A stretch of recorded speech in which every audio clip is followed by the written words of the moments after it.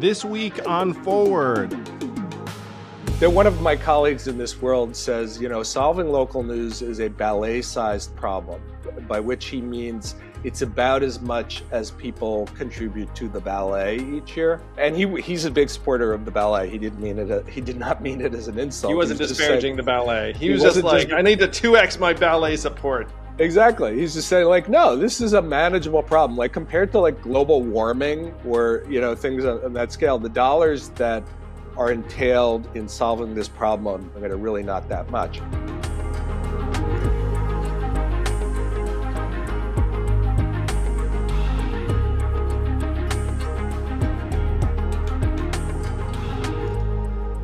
It is my pleasure to have on the podcast the head of the Rebuild Local News Coalition, the co-founder of Report for America, serial entrepreneur, and a really good guy, Steve Waldman. Welcome, Steve. Great to be with you, Andrew. Thank you for having me. Well, people who know me know that I'm deeply saddened by the decimation of local journalism. I see it as something that is an antidote to the polarization that we're seeing.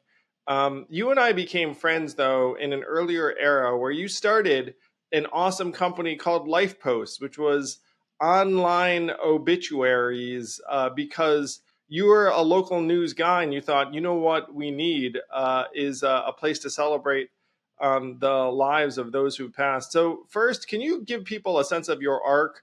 I'm right to consider you like a card-carrying former journalist? Yes, that's true. I started off in junior high school covering the junior high, junior varsity football team, and then moved to professional work at Newsweek, U.S. News and World Report. First 10, 15 years of my career were in news magazine journalism.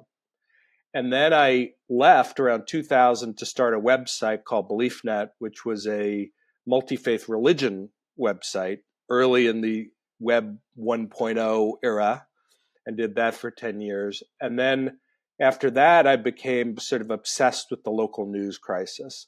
I had done a gig as a consultant to the Federal Communications Commission, doing a report on what was the impact of the digital disruption on news. And somewhat to our surprise, we concluded that the crisis was going to be in local, not primarily national. And that just set me on a path of doing a variety of things to work on local news, including starting a bunch of new organizations, Report for America, which is like a Teach for America for local reporters. And then most recently, Rebuild Local News, which focuses on the public policy part of trying to help local news. So can you survey just how bad the damage is? Because my numbers are a little bit out of date, but the numbers I have are something like 2,000 local newspapers have folded and 2/3 of about 500,000 journalists have lost their jobs over the last 20 years. I don't know if those numbers are the numbers you use, but I'm sure you're the expert. You might even be testifying to a state government right now about this stuff. Yes, I'm in Sacramento testifying before the Taxation and Revenue Committee of the California State Senate on this very topic, and those numbers are right. I mean, it's in addition to the several thousand of newspapers that have closed, there's thousands more that are ghost newspapers, which are basically newspapers where they're still publishing, but they barely do anything local. There's one here in California in Salinas that is a daily local newspaper without a single local reporter. So think about that. And there's lots of those out there, and that just gives you a sense of how hollowed out these are. Do they just take content from other publications? Is it AI generated? How does that work? Well, it's a good question. So far they've been using wire services, but there is a fear that AI is going to make it easier for these kinds of shell local news companies to, create the appearance of being a newspaper, create enough content that is, real, but without any local reporters.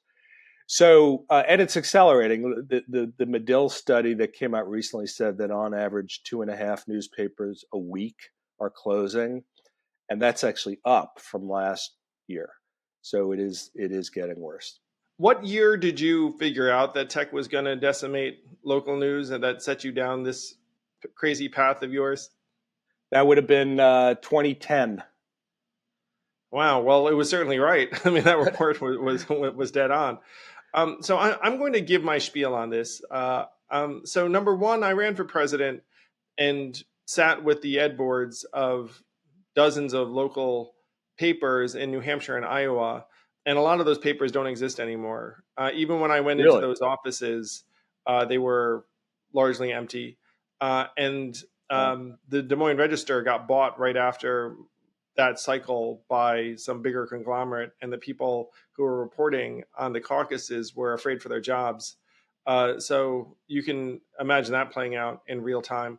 But if you get rid of local journalism, then people get their news from social media feeds and cable news. So it makes everything ideological and polarized. If you have a local paper, they can't really report on local sports and the bridge needing repairs in a particularly red or blue way. And the costs are that people run for office less, public corruption goes up. And a friend of mine who was a city council person in a small city said that after their paper closed and no reporter came to the meetings, behavior changed quickly and not for the better. Wow. People just acted and said things that they never would have said if a reporter had been present. And for people who like numbers, as I do, fewer people run for office without a local paper because why would you? And you don't even know there is an office. No one's going to cover it.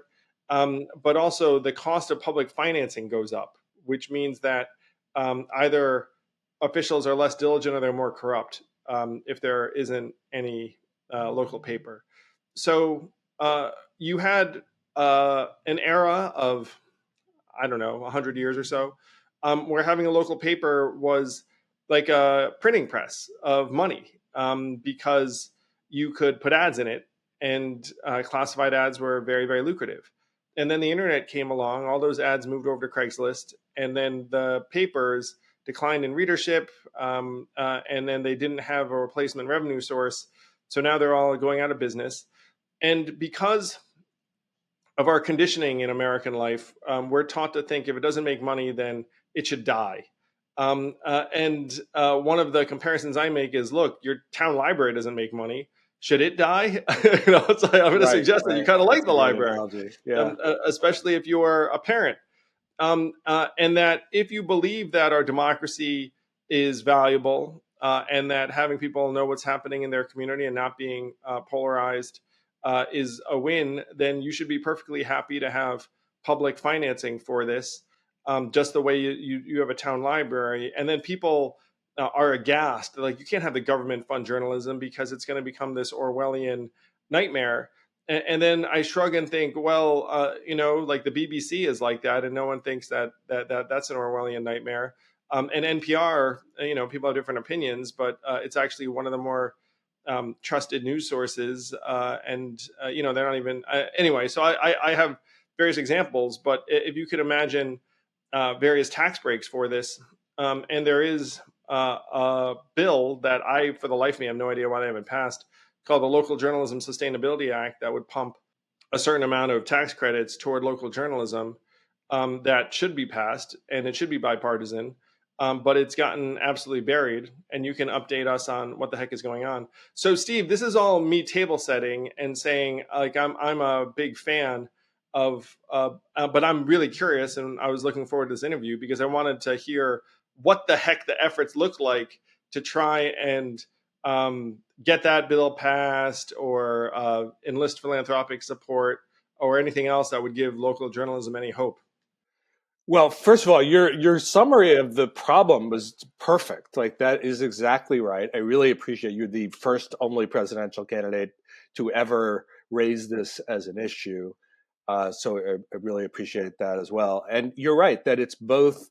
There are these practical problems of more corruption, higher borrowing costs, things like that, and there's also this community cohesion problem that comes the polarization which works exactly the way you said. I think it's, the contraction creates a vacuum, and the vacuum is filled by by social media and by partisan national media being more polarizing. I love the library analogy, and just to elaborate on it, I was looking at the data, being also a data geek on this.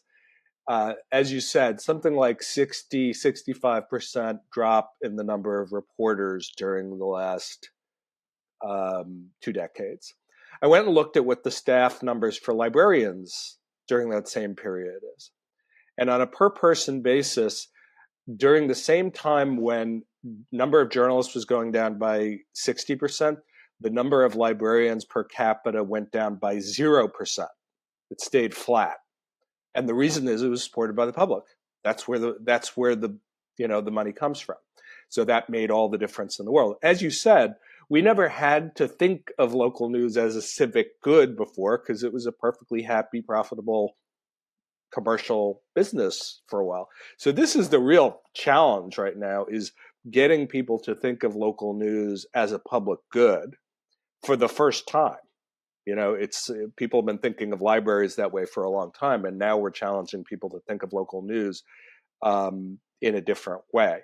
So, and then on the issue of well, how do you have government support without it leading to government manipulation or the undermining of the free press? It's a totally legitimate concern because, for all the examples like the BBC where it isn't a problem, there are other countries where it is, and where authoritarians use the power of the purse to manipulate the press. So you do have to be careful about it, but it is doable.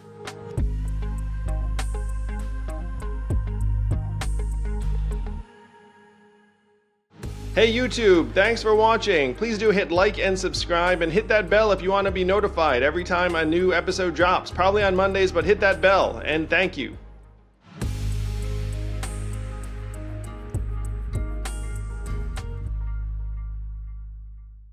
The bill that you mentioned, the Local Journalism Sustainability Act, we really like that bill because it's structured in really healthy ways.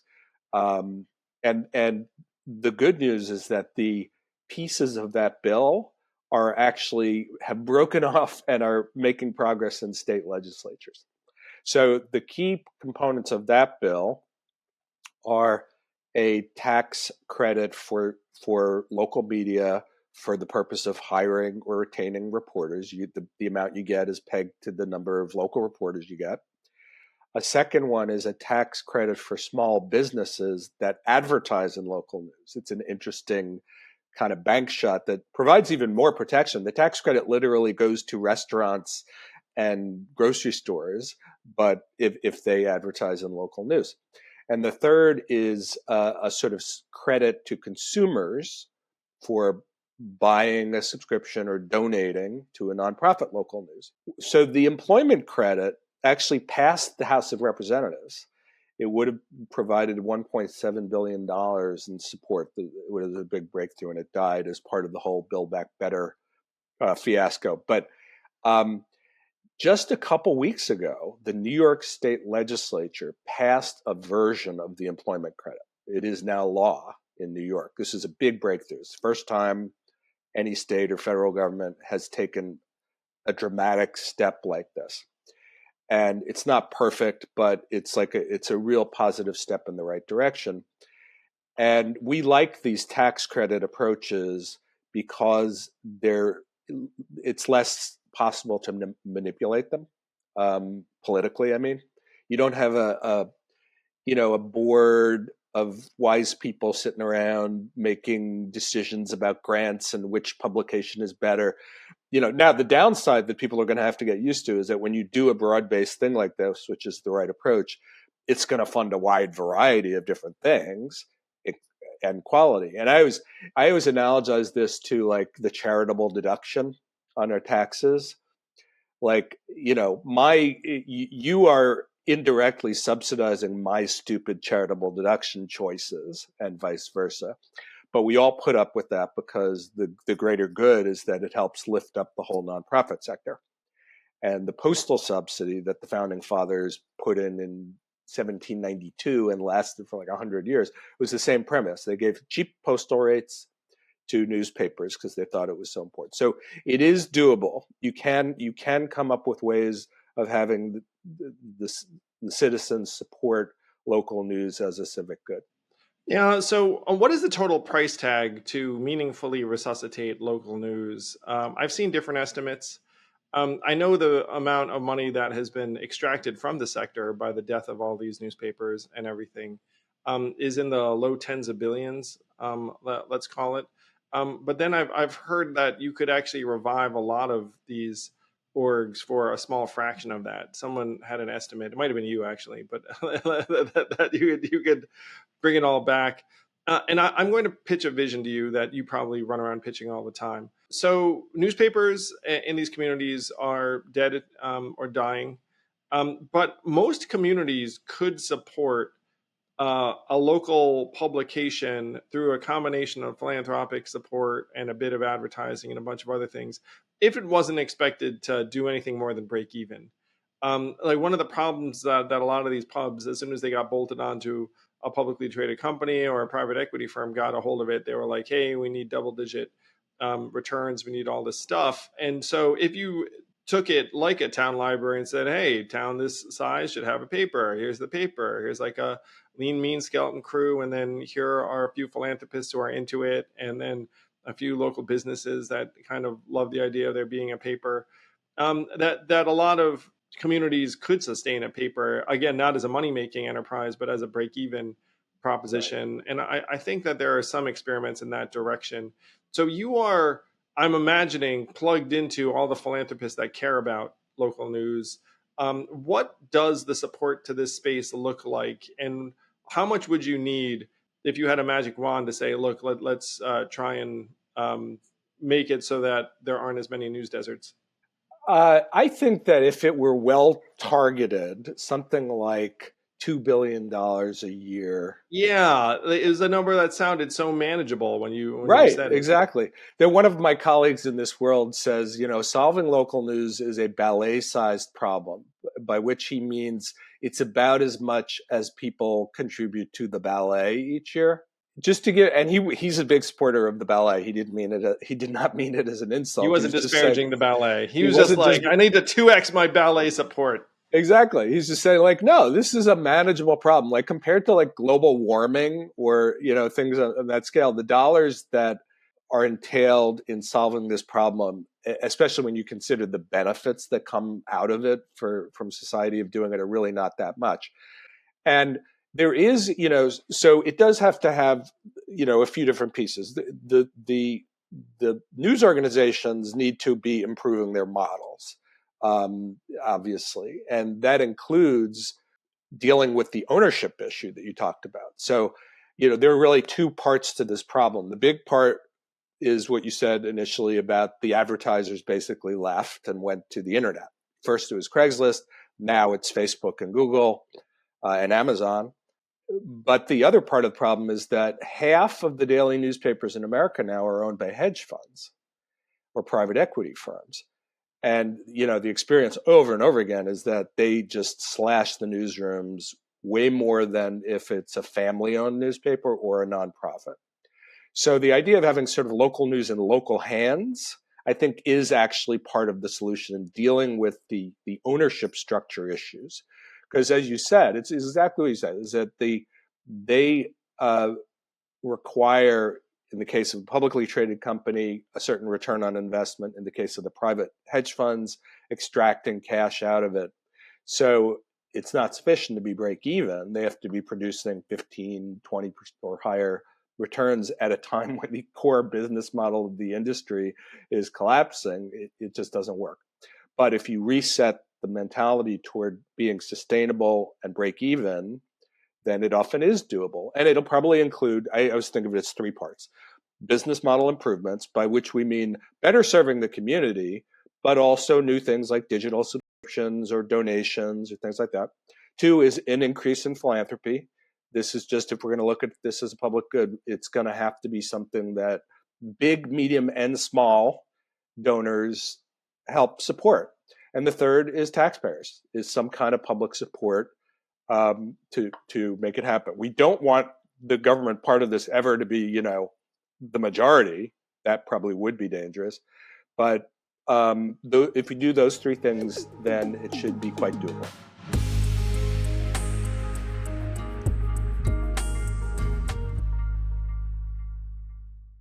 This podcast is sponsored by ExpressVPN. How did you choose which internet service provider to use? The sad thing is, most of us didn't have much of a choice because ISPs operate a lot like monopolies in the regions that they serve. They then use this monopoly position to take advantage of customers, and yes, they even sell your data, your activities to advertisers and big tech companies, and you don't see a dime. That's why I protect my internet surfing and devices with ExpressVPN. When you use ExpressVPN, it's like a magic portal to a perfectly safe and anonymous internet. And don't take my word for it.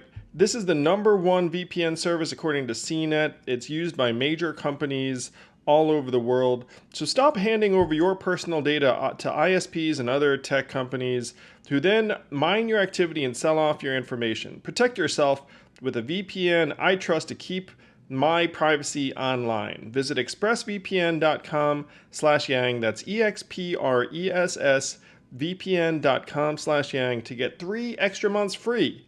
Go to expressvpn.com/yang right now to learn more.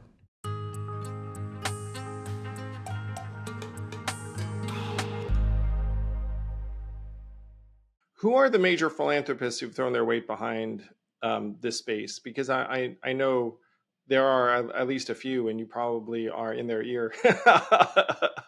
Well, the Knight Foundation, MacArthur Foundation are the two biggest ones. Emerson, Ford Foundation, the big blue chip foundations. What hasn't happened yet is, with a couple of exceptions, the wealth of Silicon Valley has not come in to help. Like it's funny, like the Knight Foundation and the MacArthur Foundation and the Ford Foundation, that's wealth that was created in the 19th century or early in the 20th century that's helping to pay for this. The wealth of the digital age is not doing very much to help with this problem, even though it was the digital revolution that helped cause the problem. So we need more individuals who have done well by the new system to come in and chip in. Am I right that Google has thrown some money behind this? Yeah, Google has done a little bit, and in fact, Report for America's first grant came from Google. And this gets into a whole other topic, which is that one of the other public policy debates is about whether we should be forcing the tech companies in one way or another, either through a bargaining code bill, which is like what they did in Australia, where they just compelled Google and Meta to pay news organizations, or actually what I'm here in California for. Yesterday, I testified before the California Senate Taxation and Revenue Committee, and a senator here, Senator Stephen Glazer, has a very ambitious bill that would tax, in effect, Alphabet, Meta, and Amazon on a percentage of the advertising revenue that they're taking in California, and use the money to pay for a local news employment credit. It's the first time one of these sort of digital taxes has been proposed to apply to helping pay for local news. And I was testifying for it because I think that the issue is really, really important, and the approach that they were taking to solving the problem was really good. So you can imagine that the tech companies are not happy with either of these ideas. Google has spent money on its own philanthropically to help local news, and they're sort of irritated that they're not getting enough credit for that, and that we're people are coming back for more. So that'll play out. But that's a really interesting part of this, is what's the role of the tech companies in helping to solve the problem. So you're in Sacramento, and implicitly, I feel like the federal legislation is not promising and has kind of gotten broken into pieces and has then gone to the states. It strikes me as a no-brainer for Congress to pass this, but of course, it's a no-brainer for them to do a lot of things. So what is the support in Congress? And is this unfortunately something that's been politicized where one party likes it and another party doesn't like it? Because if I'm in a red state, I mean, a lot of the red states, frankly, are among the most depleted. Yes, that's right. Well, okay, here's some encouraging news. So it did not pass this Congress, but then again, what did? Um, but a version of the bill now has 21 Republican House co-sponsors and 21 Democratic House sponsors. This is a new version of the one that you were talking about before. So that's pretty encouraging in terms of the partisanship part. Like the primary sponsor of it is a Donald Trump supporting conservative Republican Congresswoman from upstate named Claudia Tenney, along with a Democrat. So, and we've worked really hard to try to get this to be a bipartisan issue. Because it needs to be, it ought to be a bipartisan issue. And if it becomes partisan, it will really backfire, because then people will think, oh, it's just about helping the liberal media and their friends. And we've really sought solutions that can build that bipartisan part. That second idea that I mentioned, the tax credit for small businesses that advertise in local news, I have a feeling that might be the red state special. That might be the idea that purple and red states gravitate toward. Maybe that ends up having a little more bipartisan support. So far, the public support for local news has not become as partisan as it is around national news. I'm very worried that that's going to change, that it's just going to become like everything else. But so far, people are making a distinction, and it is possible to build a bipartisan support on the local level and even on the federal level. So, we're not expecting it to happen in this Congress. But given the progress that we made, this year, we absolutely are going to try again on the next Congress. And if the composition of the Congress changes, we might have a shot.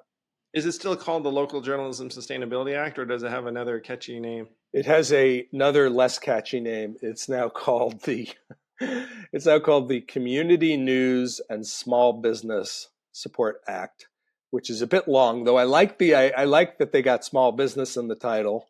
I tend to call it Tenny Del Bene, after the two lead sponsors in the House, Claudia Tenney and Suzanne Del Bene, because it's shorter and it rhymes.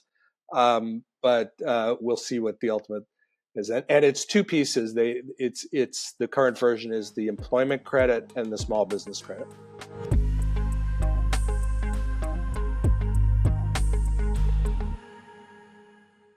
This podcast is sponsored by Helix Sleep. I've always been a big mattress guy. I've thought, hey, if you're going to do something for 8 hours a day, you might as well do it right. And with Helix Sleep, you can get a mattress that is made just for you. I took the Helix Sleep quiz and I was matched with a Dawn mattress because I wanted something that felt firm and I sleep on my back. If that resembles you, maybe you'll wind up with the same mattress as me. But take the Helix Sleep quiz and you will be sent a personalized mattress that you can try risk-free for weeks on end. I know it would be weird to return a mattress. I have a friend who did it, but you're not going to want to return this one. It's going to become the mattress in the house. My kids love the Helix Sleep mattress the most, even though it was not made for them in mind. And if you don't want to take my word or my kids' word for it, Helix has been awarded the #1 mattress pick by GQ and Wired magazine. Helix is offering 20% off all mattress orders and 2 free pillows for our listeners. Go to helixsleep.com/yang.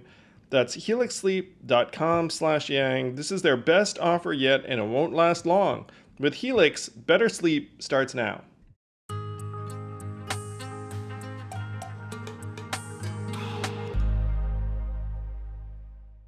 Let me say, I think having a local paper is a source of civic pride that isn't terribly partisan. You know what I mean? Like if I live in Knoxville, Tennessee, I'd kind of like Knoxville to have a paper. It's a little bit like a sports team. You want there to be a jersey, you want there to be a paper, you want there to be something that reflects the community in a real way. And I feel like there'd be a lot of Republicans who'd be down with that, because a lot of Republicans are all about local, about their town, about that sort of thing. I mean, I'm for it, obviously, and that's promising. I like the small business being in the name, because who the heck can be against small business? I like the idea of companies getting a break if they advertise in the local paper. This is mildly promising, I have to say, Steve. So you've been on this journey for 14 years. I will say, generally speaking, it's bleak. How optimistic are you? Do you think that it sounds like some states are taking shots at it? There's some progress in Congress. And just on a curious note, the Rebuild Local News Coalition, is that local papers coming together and starting an advocacy org? Is that the source of it? Well, it's a coalition of different organizations, and it's very broad. So it includes conservative weekly newspapers, digital only, urban websites, labor unions and publishers, Black, Hispanic newspapers. It's a really broad coalition. Probably together Oh yeah, local ethnic papers. I mean, they're among the hardest hit. exactly, they are, and they've been really important part of the coalition. And together, these groups probably represent about 3,000 local newsrooms. And I am, if you'd asked me a year ago, I would have probably been pretty pessimistic. But the last 6 months, we've really made some progress. I mean, this bill passing in New York is a big deal. And there's a bill that is now similar being actively considered in the Illinois legislature that would do a lot of the same things, including the small business credit that we've been talking about. California has a lot of activity going on. And so we feel like there's starting to get to be a little bit momentum. We're in the very early stages. We really have a lot of work to do to make the case that you've been making all along, that this is about democracy and community, because initially people start to look at it as just special interest pleading, like, oh, your industry wants a handout. And I'm always saying this is not about saving the journalism jobs. It's about the effect on the communities. And it is interesting to me that, when we've been talking to Republicans and Democrats who support this, Democrats tend to use the word democracy and Republicans tend to use the word community. And both are true. Like both are important parts of the argument. And if you fuse them together, it's a really strong, compelling thing. And it is both the, hardcore accountability, government efficiency stuff, and the community pride points that you mentioned. Yeah. Like those are both true. When I ran Report for America for 5 years, I was the co-founder, and then I stepped down as president to do this new project focused on public policy.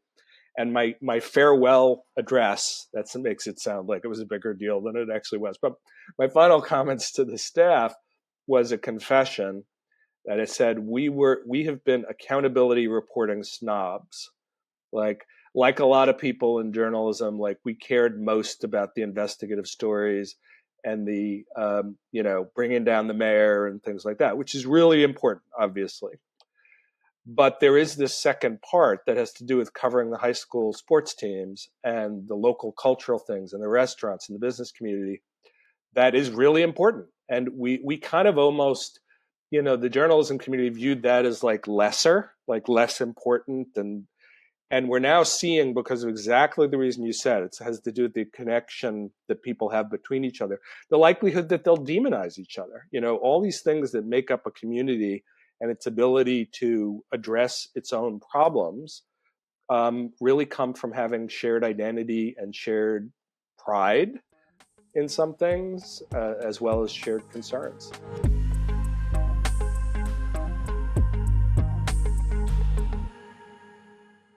Hey all, if you know me, you know I'm not that handy in the kitchen, and I have become a huge believer and booster of Factor. Factor's delicious, ready-to-eat meals make eating a joy. It's so fast, you just pop that thing 2 minutes later, and you are eating a restaurant-quality, healthy meal, making you feel excellent about yourself. My favorite is the turkey chili with zucchini, and there is so much more to choose from. You never get tired of it. It fits any budget. It's fast, healthy. It is going to be the new Factor in your life. Yes, I'm a fan. Head to factormeals.com/yang50 and use code yang50 to get 50% off your first box and 2 free wellness shots per box while subscription is active. That's code yang50 at factormeals.com/yang50 to get 50% off your first box. Get Factor today. It's going to change the way you eat.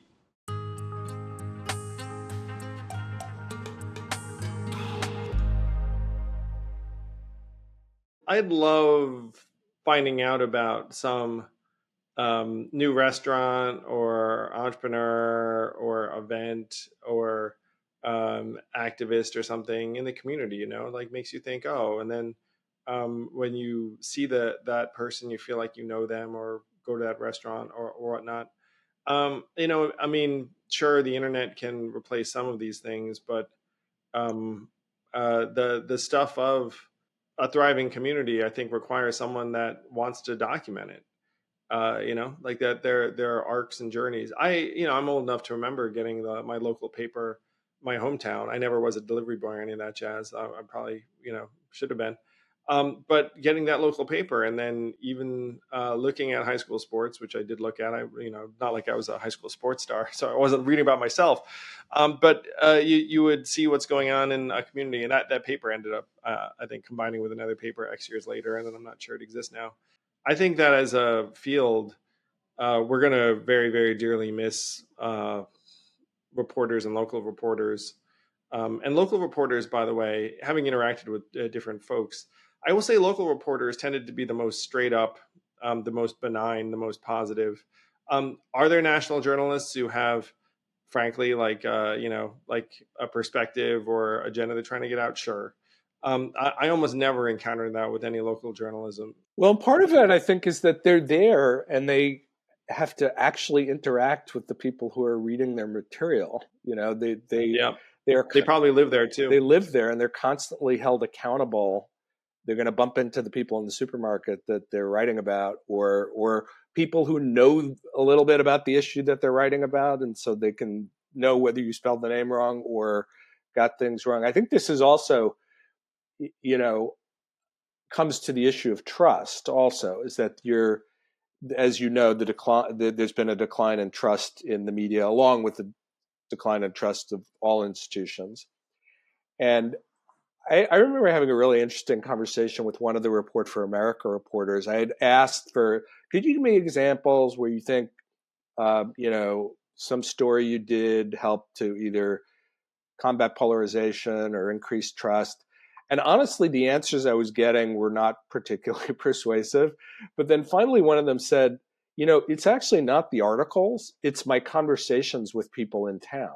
It's like the fact that people can come up to me or I can go up to them and they can interrogate me directly. Now, on the one hand, you might think, oh, damn, that's not a very scalable solution, having a reporter in every living room. But in a way, it's encouraging because it's solvable. Like, you just need more local reporters out there actually interacting with people, and it'll improve the trust as well as the quality. Well, I certainly hope you're successful in making this case federally and also in states around the country. I hope people who know state reps will start picking this up. They'll look at the bill that passed in New York and that they're considering in California and start just spreading this around the country as quickly as they can. If someone wants to support you, keep up with your work, let's say there happens to be a gajillionaire listening to this being like, sure, I'll throw a few bucks behind saving democracy at the local level. Where can they find you? So rebuildlocalnews.org is the name of the website. My email, should I give out my email? Sure, man. They'll be good people to reach out. Is Steve Waldman, no dots, Steve Waldman at rebuildlocalnews.org. And I would love to hear from you because it is about saving democracy in communities. Well, he's a good guy if he gave his email address. Steve, it's been a pleasure catching up with you. You've given me a little bit of optimism on this front. I was eager to catch up with you to get the latest. And the fact that there actually are bills passing and a bipartisan coalition building in Congress. If there's anything I can do to help, please let me know. But I'm a big believer in local journalism as one of the antidotes to what ails us. I really appreciate that. You really have been way ahead of everyone else as you've been on other issues on this topic, and I really appreciate it.